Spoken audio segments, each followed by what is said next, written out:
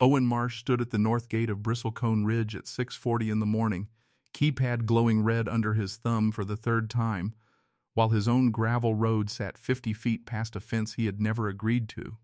He typed the code again, calm, unhurried, and the gate stayed locked. He already knew why. Denise Colfax had changed it 2 days earlier, and she had told the board she'd finally found a way to keep him out for good. What Denise did not know, standing in her kitchen sipping coffee while she watched the gate camera feed on her phone and smiled, was that the strip of land her gate sat on did not belong to the association at all. It belonged, on paper, to nobody but the easement holder. And that was Owen. Quick question before we continue: what country are you watching HOA Breakpoint from? Let me know in the comments. If you're enjoying these stories, take a second to subscribe. Help us reach our first 1,000 subscribers. It would mean a lot. Now, let's jump back into today's story. Bristlecone Ridge sat on land that had once been split between two ranching families. And when the developer carved out the subdivision 30 years earlier, one narrow strip had been left out of the deal entirely, a gravel access road running along the northern boundary, granted by recorded easement to whoever owned the old Marsh homestead at the end of it. Owen's grandfather had negotiated that easement personally, long before Bristlecone Ridge existed. And it had passed down through 3 generations without a single dispute, mostly because nobody on the HOA board had ever bothered to read the county plat map closely enough to notice it. Owen kept to himself, drove a plain truck, and let his neighbors assume he simply lived at the edge of the development like everyone else.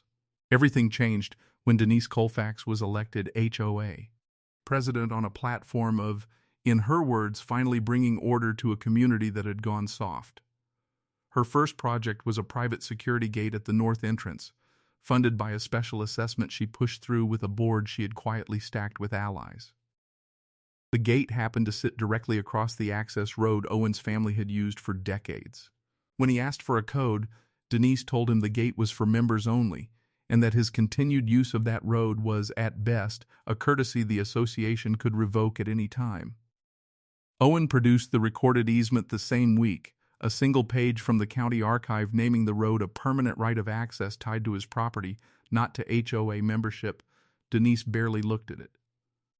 She told him the document was outdated, that the board had authority over anything inside the gated perimeter, regardless of what an old piece of paper claimed, and that if he wanted smooth relations with his neighbors, he would stop making things difficult. 3 days later, his code stopped working. He called the management company and was told the request had to go through the board. He emailed the board and received no response for 2 weeks. When he finally cornered a board member at the mailbox cluster, the man admitted quietly that Denise had instructed the gate vendor to remove Owen's access specifically, citing what she called a pattern of undocumented trespass. Owen said nothing in response except that he would be documenting everything from that point forward. And he meant it literally. Dash cam on every drive, a folder of time-stamped photos of the locked gate, and copies of every email he sent asking for restoration of access. The fines started next.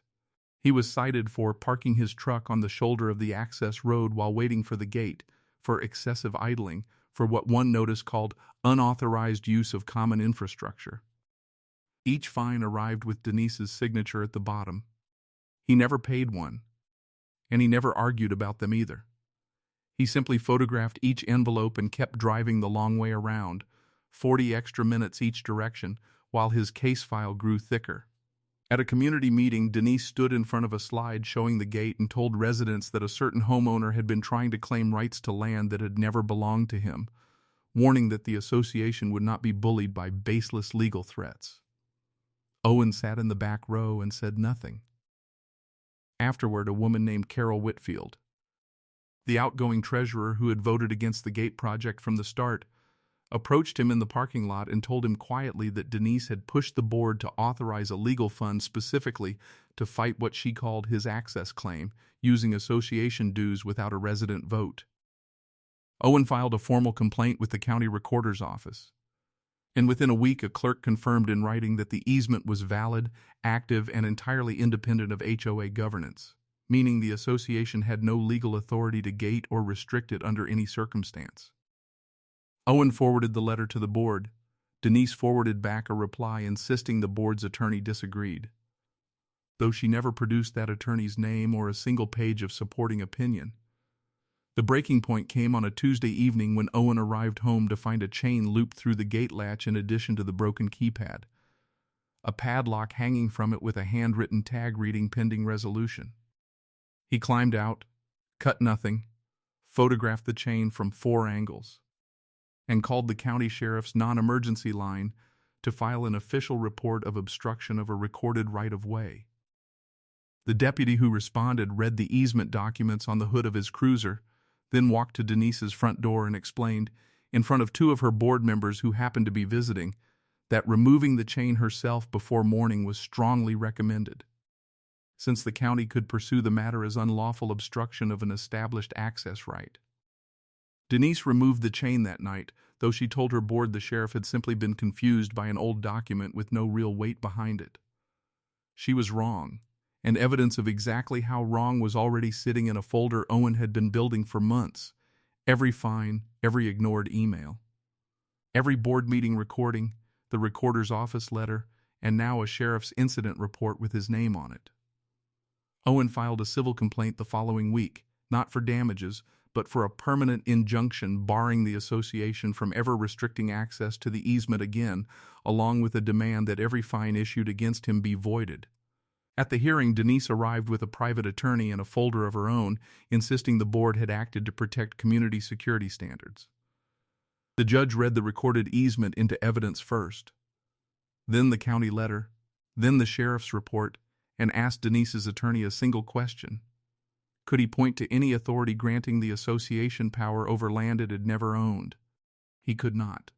The injunction was granted in full, every fine was struck from Owen's record, and the association was ordered to provide him a permanent gate code within 5 business days or face contempt proceedings. Denise resigned from the board 2 months later, not because anyone forced her out, but because the next community meeting drew 40 residents who had quietly compiled their own list of disputed fines and selective enforcement going back years, and she no longer had the votes to survive a recall. Carol Whitfield became the new president, and the first motion she passed was a rule requiring any fine over $50 to include a citation of the specific governing document that authorized it, in writing, before it could be issued. Owen still drives through that gate every morning, code working now, though he never bothered asking anyone to apologize for the months it hadn't. A neighbor once asked him if it felt good to finally win. Owen said he hadn't won anything, that the easement had always been his, long before Denise Colfax ever tried to lock a gate across land she never owned, and that the only thing that changed was how long it took the paperwork to catch up to the truth.